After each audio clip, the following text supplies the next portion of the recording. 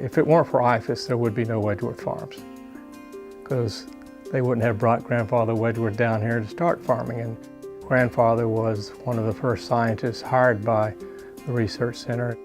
Even after he stopped working for IFAS, he worked very closely with IFAS until his untimely death in 1938. But Dad was always proactive, forward-thinking. I think he has always been highly supportive of IFAS. You know, I think it goes back to, you know, living on the campus when he was a kid. I've seen pictures of him attending a bean grower seminar that was put on by his father when he was probably 4 years old. Having grown up in a community of scientists and researchers, always striving to get the correct answers, probably helped him go down that path of doing the hard work, the heavy lifting to get the right answers. He would always say, you know, let's get the facts correct, and if we're doing something wrong, we'll correct that. So he knew the importance of getting the facts correct, and to do that, you've got to have a strong partnership with the research and science community, and that was IFAS. IFAS was a partner, and I think the partnership the industry has in this area with the Belle Glade campus has been extremely good over the last lot of years. When I became Center Director of Belle Glade in about 1985, the support to run the center via the IFAS budget had gone down because of state cutbacks. If it wasn't for support of the local community and people like George Wedgworth and the Wedgworth family, I'm not sure these centers would exist.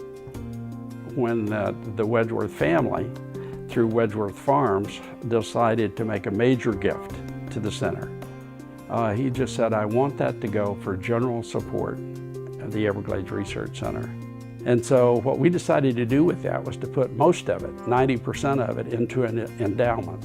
Part of that is for graduate student assistantships, part of it is for visiting scientists to come in and work on specific ag problems, and then part of it was to buy equipment that would be needed to keep the facility current for the science that needed to be done. And so the legacy would be the work that the graduate students do, the work that the visiting scientists do, and the work that the new equipment allows them to do, and the problems they solve for the local community. You know, that will go on in perpetuity. And to me, that's the real legacy.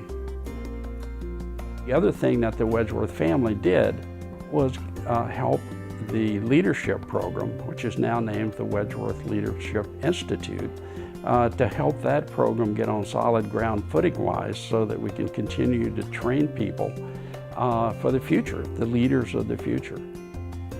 Back in this time, it was unheard of to invest in people. You're investing in research in citrus and sugarcane, in the commodities. You're not investing a great deal of money in people development. And so Mr. Wedgworth was one of the first adopters of this idea and one of the earlier supporters of this idea. And I think because he got on board, many others in the industry got on board as well, because Mr. Wedgworth's word carried a lot of weight around the state and the industry. After 3 classes, very successful, an endowment campaign was created to fund the program. But what happened is it stalled. And Mr. Rick Roth from down in the Belle Glade area, who was a member of Class 2 of the program, took it upon himself to say, we're going to make this happen. And so he approached the Wedgworth family to say, if you will get us to our fundraising goal, wouldn't it be wonderful if we name the program after Mr. George Wedgworth as a living tribute? There are 35 programs like ours across the country. 4 of them have had to shut their doors in the last 5 years because of funding.